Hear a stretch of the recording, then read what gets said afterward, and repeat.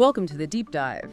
Today, we're jumping headfirst into the latest big update for Black Desert. Got the official patch notes right here, and, well, there's quite a bit to get through. That's right. We're working from the official update announcement for July 17th, 2025. And it's not small, about 1.61 gigs. So yeah, that usually means some pretty substantial changes are inside. Right. So our mission, for you listening, is to sift through all these details, pull out the really key stuff, maybe some surprising bits so you know exactly what's new and how it might actually change things up for you in-game. We're definitely digging deep today. Okay, so to give you a bit of a roadmap, the notes kind of break things down. You've got new activities, then general content stuff, additions, improvements, and then the usual batch of adjustments and fixes. It lays it out pretty clearly. Okay, activities first then. They're rolling out some new events alongside the main changes. What should players be looking out for? Anything like super valuable or just quick fun things? Well, the Journey to Ataraxion Together one seems pretty significant. It runs from July 17th, after maintenance, until July 30th, late evening Thai time. Ataraxion, okay, that's group content, right? High-end stuff. Exactly. So this event is clearly designed to get people teaming up for that dungeon. Probably involves some decent rewards, maybe rare materials. It looks like a good push for endgame players to work together. Makes sense. Anything else on the event front? Yeah, there's also a crafting focus one, Quick Spirit Elixir of Onedodor Crafting. That runs a bit longer, July 17th to August 7th. And then a shorter one, GM's Giant Ship Set Sale. That's just July 22nd to the 25th. The GM events are usually pretty fun, like short-lived. Right, so different flavors there. Group PvE, crafting boost, and then some direct GM interaction. Okay, moving on. Let's talk about a class I know a lot of people follow closely, Wukong. Looks like this update has some real skill improvements. What's changed for the Monkey King? Yeah, quite a few tweaks here, aiming for better flow. For the Rage skill, they've improved how it connects to attacks right after, if an enemy is in front while you're moving. Oh, interesting. So less getting stuck in an animation. That seems to be the goal, yeah. Making it feel more responsive, especially when you're dodging around. The initial cast still goes through enemies, though. Heads up on that. Gotcha. What else? Heavenly Core and World Shaking Staff. Smoother connections after using Rage or Finger of Dharma. Also, Useless connects better into other skills now. So overall, just making combos feel less clunky. Pretty much. Yeah. And Figure of Dharma itself now connects to the next skill with an extra left click. They also fix a specific bug with Endless Stretch, not dashing through enemies properly after burning attack in the Deepa Chandeshang state. Right, that specialized state. So Wukong players should feel a noticeable difference in combat fluidity then. I think so, yeah. These kinds of adjustments, while they seem small on paper, can really change the feel of playing a class, especially in PvP or tricky PvE. And for the fashion-minded Wukongs out there? Ah, yes. You can now craft the Kalstein outfit for Wukong. That's done at the Old Moon Outfit Mill in the major cities. Nice. Always good to have more outfit options. And one more thing for Wukong, Bane's a new title. Heir of the Victorious Buddha. Ooh, sounds fancy. How do you get that? It's tied to the skill release quest, Wukong skill release Heir the Victorious Buddha. But here's the important part. If you already finished that quest way back when, just talk to the Black Spirit. Ah, good old Black Spirit. So no need to redo the quest. Nope, just have a chat with him and you should get the title. Nice little retroactive addition there. Okay, so Wukong's feeling smoother. What about managing all her stuff? Inventory is always a struggle in Black Desert. Anything happening on the item front, like that old Moonseed pouch. Oh yeah, that's a neat little change. The old Moonseed pouch of Kral. It now only holds seeds, period. Finally, so no more accidentally throwing fishing bait in there. Exactly. Any non-seed items you might have had in there before, you'll need to pull them out into your regular inventory. But going forward, it's just seeds. Definitely helps keep things tidy for farmers. That's a relief, honestly. What else? Any changes to how items are described? Sometimes the stats can be a bit confusing. They've tweaked some wording for clarity. For example, where it used to say damage received from monsters minus N%, it'll now say damage reduction rate from monsters plus N%. So it just states the positive effect directly. Makes sense. Yeah, it's the same effect, just phrased more intuitively so you know exactly what benefit you're getting. Helps with comparing gear. Okay, and I saw something about Narshilan weapons. Right. The description for Canyon Awakening weapons. They've removed the text that mentioned needing it for the Narshilan quest. So basically you don't have to hand over your Canyon weapon anymore to get the Narshilan one through that exchange quest. Simplifies gearing up a bit. Good change for newer players, especially. Definitely. Now, this next one is interesting. A fix for the Shining Gemstone exchange. Oh, what was wrong with it? Well, apparently there were issues where exchanging them one by one versus in bulk could give different results, which is not ideal. Yeah, that sounds frustrating. So they fixed that inconsistency. Even better, you can now just use the Shining Gemstones directly from your inventory. No need to go to an NPC for appraisal first. Oh, skipping the NPC step. That's handy. Very. And importantly, if you exchange any of these gemstones with an NPC between June 19th and July 17th before this maintenance, they're actually giving them back to you during the maintenance on July 24th. Wow, really? So they're making good on the previous issues. That's actually really good customer service. It seems so, yeah. Shows they're paying attention to those kinds of problems. One more small item thing.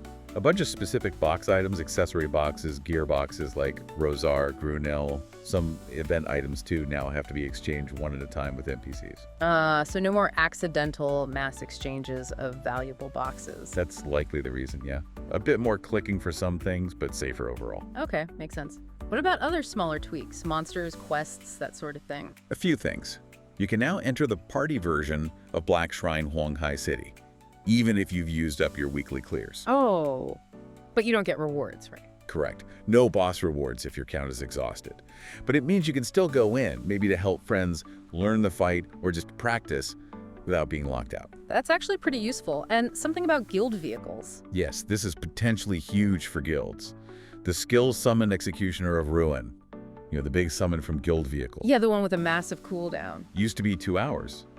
Now, it's down to just 1 minute. Wait, seriously, 1 minute. 1 minute. And you can have up to 2 summoned, depending on how many executioners are registered with the guild vehicle manager. That completely changes how guilds can use those things. Way more dynamic for node wars or other guild activities. Absolutely. Much less waiting around, more tactical options. Yeah. Big quality of life improvement there. And one last small thing. Completing knowledge in the Ulukita, North and South terrain categories now gives you +1 max stamina. Nice little permanent boost for exploring. Okay, now let's get to what sounds like maybe the biggest feature in this patch, especially for people like me with way too many characters, the family character management stuff. Ah, yes. This is a major overhaul for anyone who plays multiple characters or alts. Managing them, figuring out where they are, what they have, it can be a real pain. Tell me about it. Logging in and out, running characters across the map. So what's the solution here? It's all integrated into the world map now. You press M and you get this new interface to manage your entire family, all your characters. Okay. Integrated into the map, how does that actually work? What can you do from the map? Well, first you can see where all your characters are located right there on the map. They show up as icons on bases or camps. You can click a character in the list and the map camera will zip right over to them. Oh, nice. So you can quickly check who's where. Exactly. Unless they're out in the desert or ocean without a compass, then it won't pinpoint them precisely.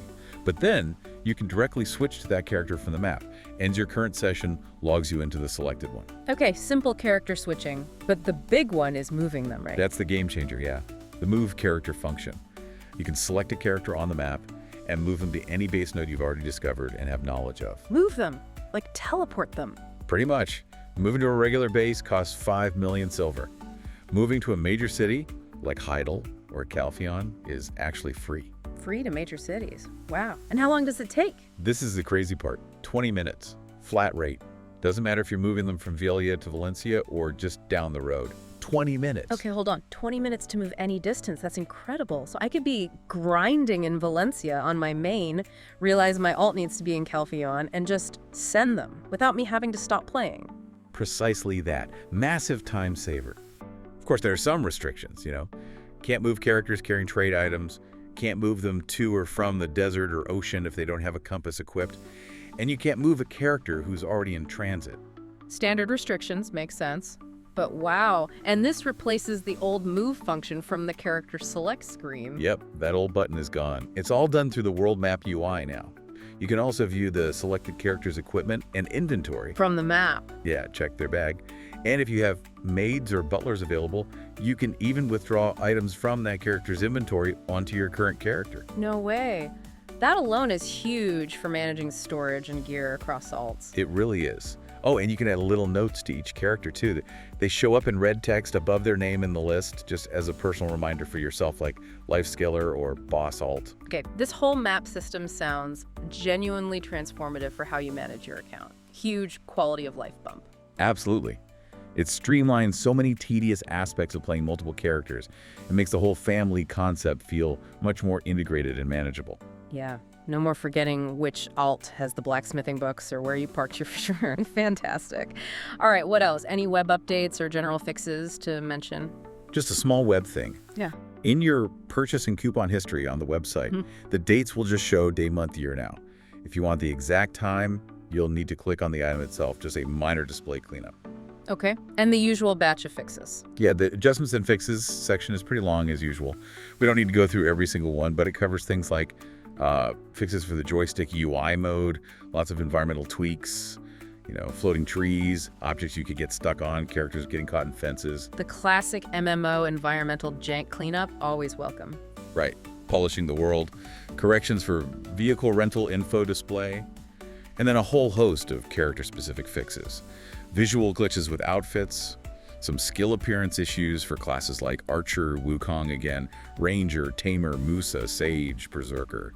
Just general polishing across the board. So nothing earth-shattering in the fixes, but it shows they're still constantly smoothing out those rough edges, which is good to see for the long-term health of the game. Exactly. That all adds up to a more polished experience for everyone. Okay, so let's try and summarize this whole thing. It feels like a really substantial update, heavily leaning into quality of life, right? Especially for anyone juggling multiple characters. Plus those key Wukong improvements and some new events to check out. That's a good summary. I think if you look at the bigger picture, these updates aren't just flashy new content drops. They're refining the core systems, making the day-to-day playing experience, especially for veteran players with large character families, much more convenient and, frankly, more enjoyable. These kinds of refinements are super important for keeping a massive game like Black Desert feeling good to play long-term. Right, okay. So final takeaways for you listening. If you play Wukong, definitely check out those skill changes. They should feel smoother. But the absolute standout, the thing almost everyone will benefit from, is that new family character management system on the world map. Being able to move, check inventory, and switch characters that easily, that's a huge deal. It really is. Yeah. And, it makes you think, with systems becoming this robust for managing a whole stable of characters so easily, and these constant quality of life improvements smoothing out the friction, how does that change your relationship with your individual characters? Do you feel more connected because the busy work is gone, letting you focus on playing them? Or does it maybe push you towards a more strategic top-down managerial view of your entire account, your family? That's an interesting thought. Does streamlining the management make them feel more like tools, or does it free you up to actually enjoy playing each one more? Exactly. Something for you to ponder as you dive back into the game and try out these new features. How does this evolution shape your adventure?